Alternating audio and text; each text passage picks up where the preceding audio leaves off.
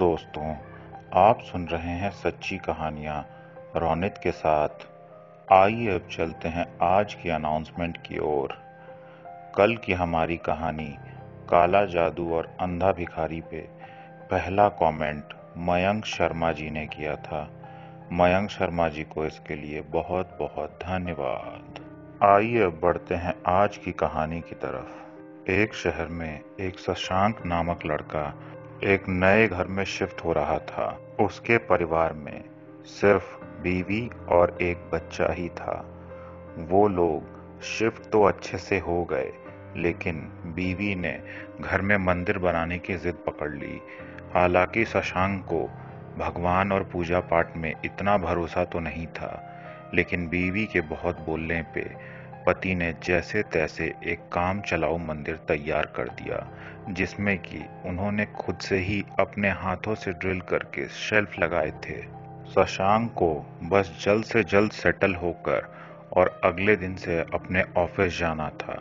हालांकि शशांक को इस शहर में सेटल भी अपने नौकरी के वजह से ही होना पड़ा था, क्योंकि उसने एक बड़े कंपनी में स्विच मारा था और उस बड़े कंपनी का एक ही रूल था कि वहाँ उसी जगह रहकर उस कंपनी में नौकरी करनी होगी और रोज ऑफिस आना होगा।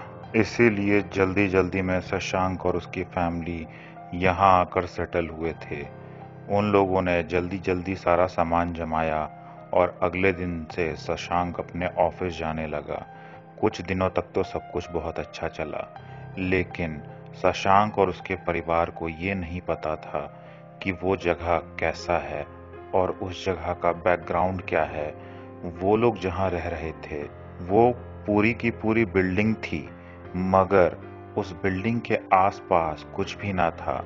चारों तरफ मैदान और अंधेरा और कुछ भी नहीं। दिन में तब भी वो जगह देखने लायक थी, लेकिन रात में सन्नाटा पसरा पड़ा रहता था। ये चीज बहुत अजीब थी कि पूरी बिल्डिंग में गिने चुने लोग ही रह रहे थे और वो सभी एक ही कंपनी में काम भी करते थे, लेकिन फिर भी वो लोग एक दूसरे से बातें नहीं किया करते थे, क्योंकि वो लोग कंपनी के अलग अलग डिपार्टमेंट में थे। लेकिन पड़ोसी होने के नाते आपस में तो बातचीत होनी ही चाहिए थी। लेकिन ये बात भी शशांक को ज्यादा खटकी नहीं। लेकिन उसकी वाइफ घर पे बैठे बैठे बोर होने लगी, तो उसने कई लोगों से बात करने की कोशिश की, लेकिन किसी ने भी उससे बात करने में इंटरेस्ट नहीं दिखाया। ये चीज उसने अपने पति को भी बताई, लेकिन पति को भी इस बात में कोई इंटरेस्ट नहीं था। पति ने ये कहकर टाल दिया कि हो सकता है यहाँ के लोगों को ज्यादा बातचीत करना पसंद ना हो। स्टार्टिंग का एक हफ्ता तो ठीक बीता। अगले हफ्ते से शशांक की नाइट शिफ्ट लगने वाली थी। पत्नी अब और भी ज्यादा परेशान थी, क्योंकि पति पूरे रात घर पे आने वाला था नहीं, और साथ ही साथ अड़ोसी पड़ोसी के नाम पे जो इक्का दुक्का लोग थे, वो लोग भी जरूरत पड़ने पे मदद करने वालों में से नहीं थे। उस पे सोने पे सुहागा ये बात कि शशांक की बीवी और शशांक इस शहर में नए थे। दोनों को इस शहर के बारे में कुछ खास पता भी ना था।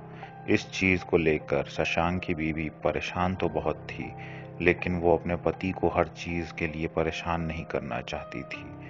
उसके बाद शशांक की नाइट शिफ्ट ड्यूटी शुरू हो गई, और जब पहले दिन शशांक अपनी नाइट शिफ्ट वाले ड्यूटी से सुबह वापस आया, तो उसने अपनी पत्नी को बहुत परेशान देखा। शशांक हालांकि बहुत थका हुआ था, तब भी उसने पूछा क्या हो गया। उसकी बीवी ने कहा, ये देखिए, आपने मंदिर के नाम पे जो शेल्फ लगाया था वो गिरा और उसके साथ भगवान की मूर्तियां भी गिर गई। शशांक ने कहा, इतना टेंशन वाली कोई बात ही नहीं, तुम टेंशन मत लो, मैं फिर से शेल्फ लगाऊंगा और इस बार पहले से अच्छे तरीके से लगाऊंगा। बीवी ने कहा, मूर्तियां गिर गई हैं, एक बार चेक तो कर लीजिए। शशांक ने बोला, गिरी है ना, मैं वापस लगा देता हूँ और तुम वापस से अपना जो भी करना है करते रहना। शशांक बहुत थका हुआ था, फिर भी उसने जल्दी जल्दी में कील लगाए और शेल्फ को टिका दिया और वो सोने के लिए चला गया। उसके बाद करीब करीब दोपहर के 1-2 बजे उसकी बीवी ने उसे खाने के लिए जगाया और जब वो लोग खाना खा ही रहे थे तभी फिर से धड़ाम की आवाज आई। जब शशांक और उसकी बीवी देखने के लिए गए, पता चला कि फिर से वो शेल्फ वापस से गिर गया है। शशांक ने अपनी गलती को समझते हुए इस बार थोड़े बेहतर ढंग से सब कुछ लगाया और सारी मूर्तियां वापस रख दी। लेकिन अब शशांक की बीवी के मन में अपशगुन होने का शोक और टेंशन घूमने लगा था। ये चीज कहीं ना कहीं शशांक ने अपनी बीवी के चेहरे पे पढ़ ली। शशांक ने कहा, टेंशन मत लो, नई जगह है, नई दीवारें हैं, हर चीज नया है। हम लोग भी काफी थके हुए हैं, इसलिए थोड़ा इधर उधर तो होगा ही। तुमको क्या लगता है आते के साथ सब कुछ अपने अपनी जगह पूरी तरीके से सेट तो नहीं हो जाएगा? थोड़ा समय तो लगेगा ही, इसके लिए टेंशन लेने की कोई बात नहीं।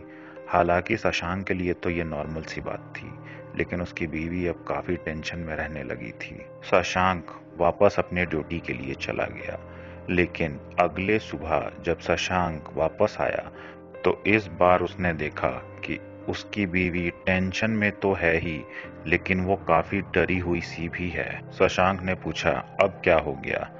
उसकी बीवी ने बताया कि वो शेल्फ वापस से गिर गया। लेकिन ये डरावनी बात नहीं थी।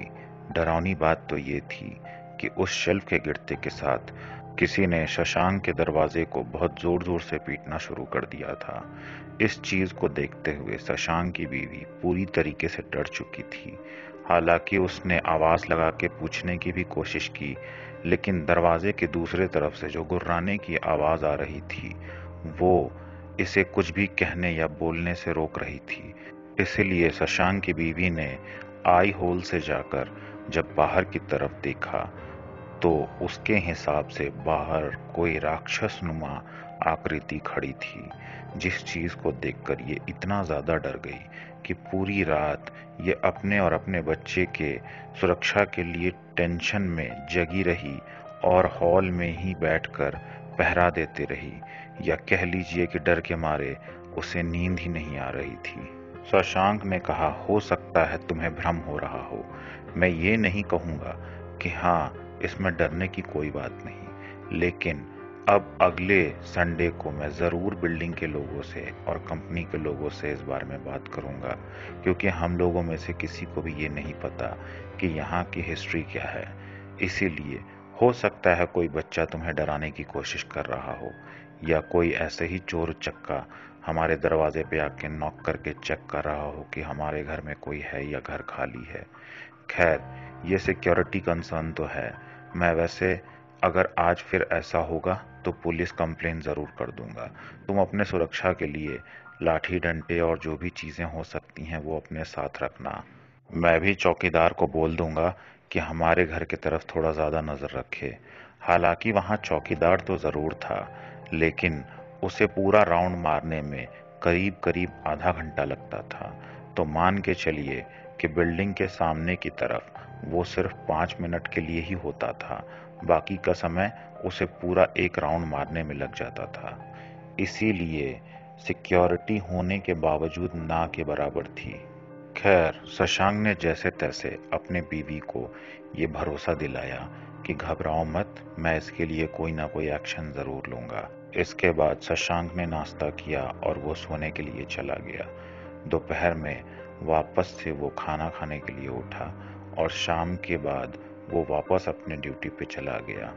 उसके बाद जब वो अगले दिन सुबह वापस आया तो फिर से उसकी बीवी ने यही सारी चीजें बताई, लेकिन इस बार उसका छोटा सा बेटा भी यही बातें कर रहा था।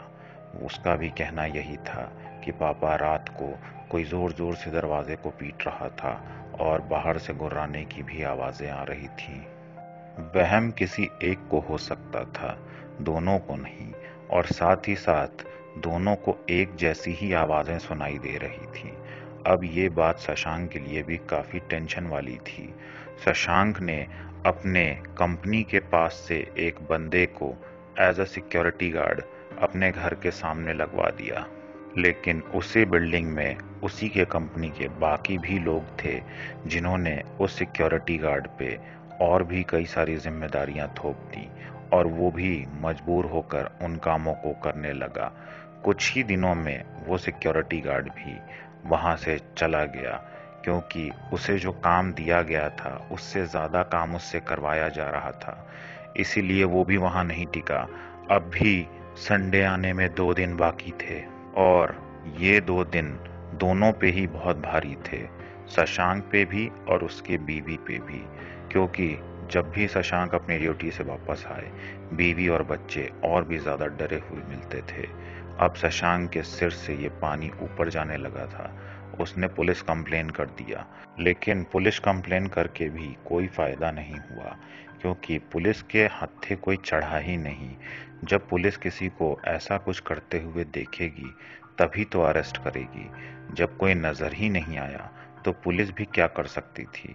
पुलिस ने बोला, ठीक है, हम आपके घर पे नजर रखेंगे और पेट्रोलिंग के वक्त वहां से चेक करते हुए ही निकलेंगे। लेकिन ये कोई सॉल्यूशन नहीं था। उसके बाद संडे आया और संडे को शशांक ने बिल्डिंग में सभी से बात करने की कोशिश की। स्टार्टिंग में तो किसी ने बात करने के लिए हामी नहीं भरी, लेकिन काफी मेहनत करने के बाद नीचे का चौकीदार बताने के लिए मान गया।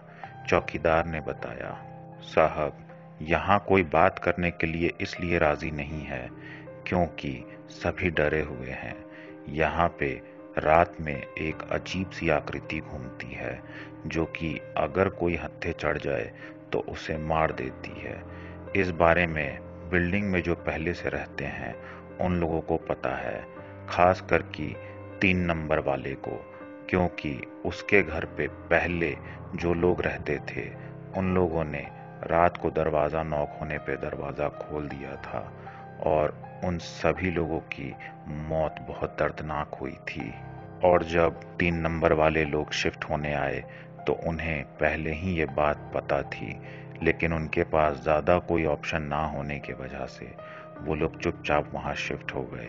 अब वो लोग 6 महीने से अर्जी लगाए बैठे हैं कि इतने खाली घरों में से किसी एक की मरम्मत करके हमें उस दूसरे घर में शिफ्ट करवा दिया जाए, लेकिन कंपनी वाले इस बात पे ध्यान नहीं दे रहे। लोग यहाँ से जा भी नहीं सकते, क्योंकि यहाँ पे रहने वाले ज्यादातर लोगों के पास इस शहर में कोई और ठिकाना नहीं है। कई लोगों के दरवाजों पे इसी तरीके से रात में नॉक होता है और जिसने दरवाजा खोल दिया वो बहुत दर्दनाक मौत मरता है।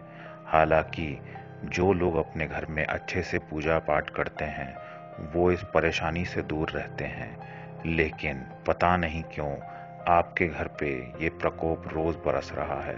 ऐसा सभी के साथ नहीं होता। जिन्हें पहले इस बारे में नहीं पता था उन लोगों ने पूजा पाठ शुरू कर दिया तो उनके दरवाजे पे नॉक होना बंद हो गया, लेकिन आपके साथ पता नहीं ऐसा क्यों हो रहा है।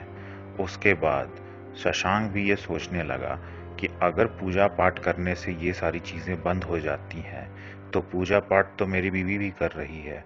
फिर उसने चौकीदार को यही बात बताई, लेकिन शशांक के मन में एक बात और खटक रही थी। अगर ये जगह इतनी खतरनाक है और यहाँ पे रात में कोई अजीब सी शक्ति घूमती है तो ये चौकीदार रात में अपनी ड्यूटी कैसे करता है। शशांक ने ये बात चौकीदार से पूछा तो चौकीदार ने बताया कि देखिए, मैं बहुत सारे मंत्रों को सिद्ध करके बैठा हूँ।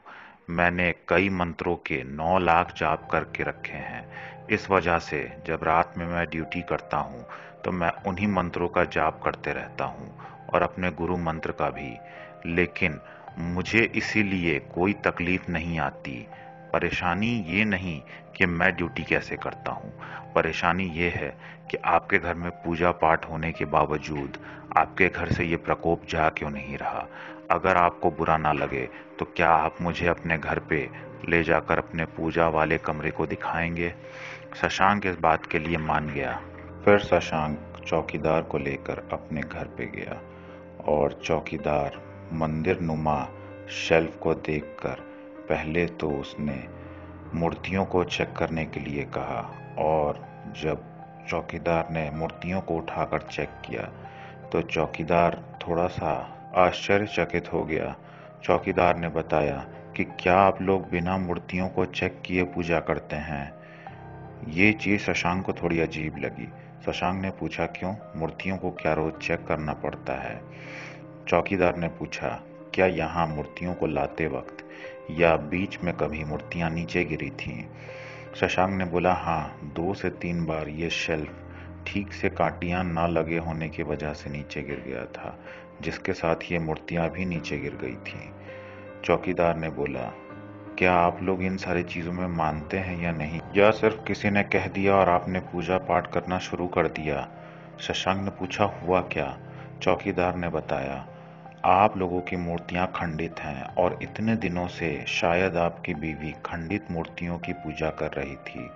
खंडित मूर्तियों की पूजा करना या उसे अपने मंदिर में रखना अपशगुन माना जाता है, और अगर आपके घर पे बार बार भगवान की मूर्तियां गिर रही हों तो वैसे ही इस चीज का निवारण करना बहुत जरूरी है।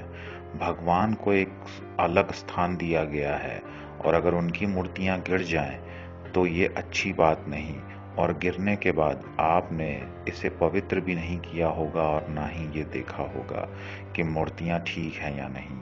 वैसे ही उठाकर आपने इसे रख दिया और पूजना शुरू कर दिया। इससे आपके घर में अपशगुन होना तय हो गया। इसी के वजह से उस शक्ति को आमंत्रण मिल रहा है कि आओ और यहाँ पे आकर अनिष्ट करो, क्योंकि जब तक ये मूर्तियां सही अवस्था में रहती हैं तब तक इनमें से पॉजिटिव वाइब्स निकलते हैं, लेकिन जैसे ही ये खंडित हो जाती हैं इनमें से नेगेटिव वाइब्स निकलने लगती हैं, और इन मूर्तियों का विसर्जन करना बहुत ज़रूरी हो जाता है। लेकिन कुछ लोग बिना देखे खंडित मूर्तियों की पूजा करते रहते हैं। इससे उन्हें फ़ायदा तो नहीं, नुकसान बहुत ज़्यादा झेलना पड़ता है। और आपके घर पे वो शक्ति जो बार बार आ रही है वो इसीलिए आ रही है कि उसे पता है कि उसे रोकने वाला यहाँ कोई नहीं। भगवान की खंडित मूर्तियों से जो नेगेटिव शक्तियाँ निकल रही हैं वो उसे और आमंत्रण दे रही हैं, और वो शक्ति आप लोगों का अनिष्ट करना चाह रही है, क्योंकि बहुत दिनों से उसे कोई शिकार नहीं मिला। सबसे पहले तो इन मूर्तियों को विसर्जित कीजिए और नई मूर्तियों को विधि विधान से स्थापित कीजिए और अच्छे से पूजा पाठ कीजिए। देखिए, आपके घर से सारी तकलीफें दूर हो जाएंगी। इतनी सारी चीज़ों को देखने के बाद शशांक इस चीज़ों को झुठला नहीं सकता था, और बीवी भी इसी चीज़ के पक्ष में थी। शशांक तुरंत गया और जाकर नई मूर्तियों को ले आया और उस चौकीदार से ही उसे पवित्र करने के लिए कहा। चौकीदार ने विधि विधान और मंत्रोच्चारण के साथ उन सभी मूर्तियों को गंगा जल छिड़क कर पवित्र किया और उसके बाद पूजा की अनुमति दे दी। उसके बाद से उसकी बीवी वहां पूजा करती रही और दोबारा उसके घर पे ऐसी कोई चीज नहीं हुई। खैर, खंडित मूर्तियों को तो वैसे भी घर पे नहीं रखते। आज की कहानी में इतना ही। आप ऐसी ही मनोरंजक कहानियों के लिए हमारे प्लेलिस्ट को ज़रूर विजिट कीजिएगा। कल फिर मिलेंगे ऐसी ही एक अनोखी कहानी के साथ। तब तक के लिए साइनिंग ऑफ।